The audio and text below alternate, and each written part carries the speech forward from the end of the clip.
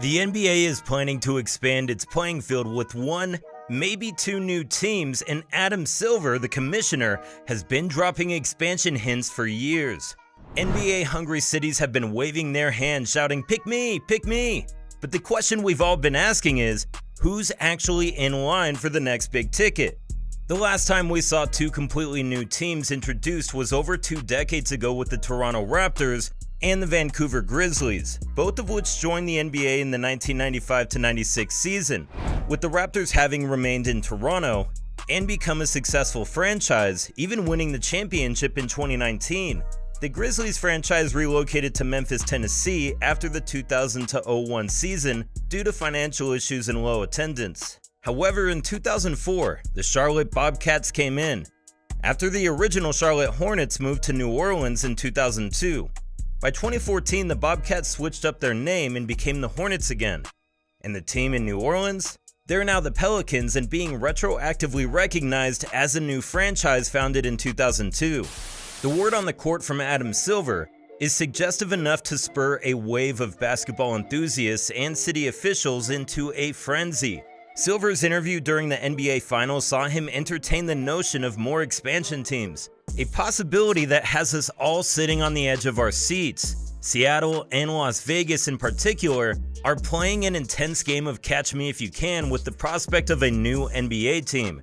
And with the new CBA just being completed and signed, the NBA can shift their focus towards expanding. And we're all waiting to see where the ball will land. The cost for an expansion, you ask? Oh boy, it's enough to make even the wealthiest players' wallets sweat.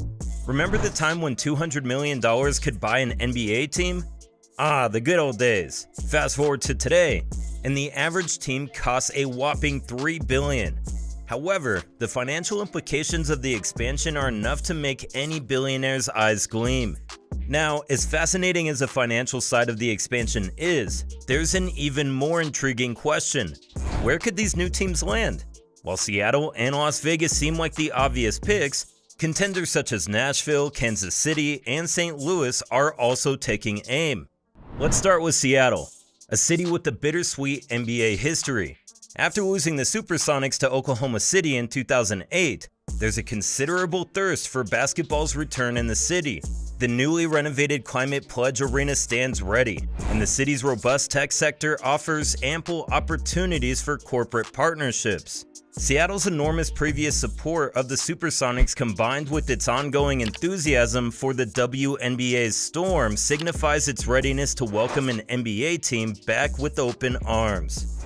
Las Vegas, on the other hand, is relatively new to the major sports league scene, but in recent years, the city has shown that it can sustain a pro team, with the Golden Knights' success in the NHL, winning the Stanley Cup in 2023, and the Las Vegas Raiders in the NFL with a brand new state-of-the-art stadium.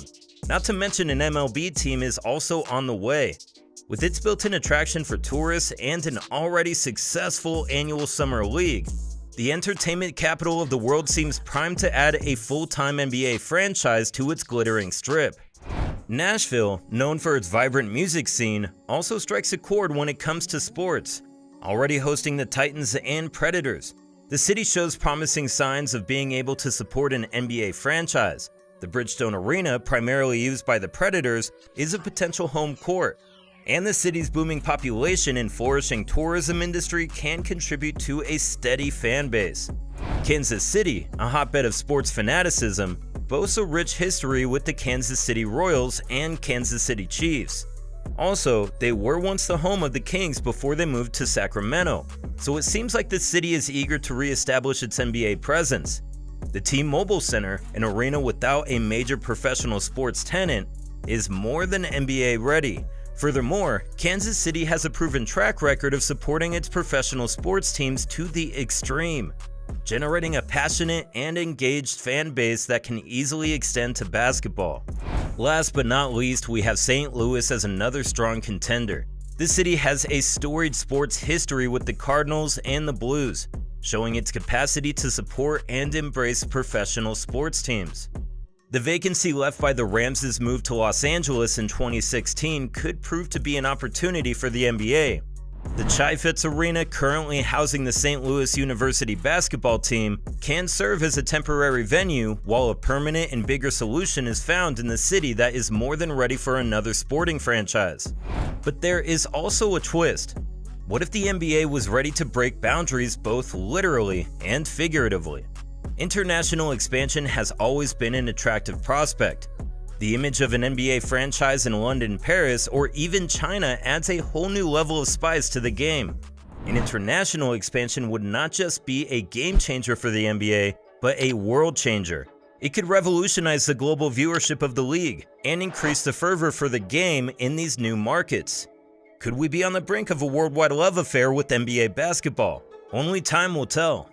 Of course, having one or two new teams in the NBA would require an expansion draft, with ripple effects felt by all franchises across the league.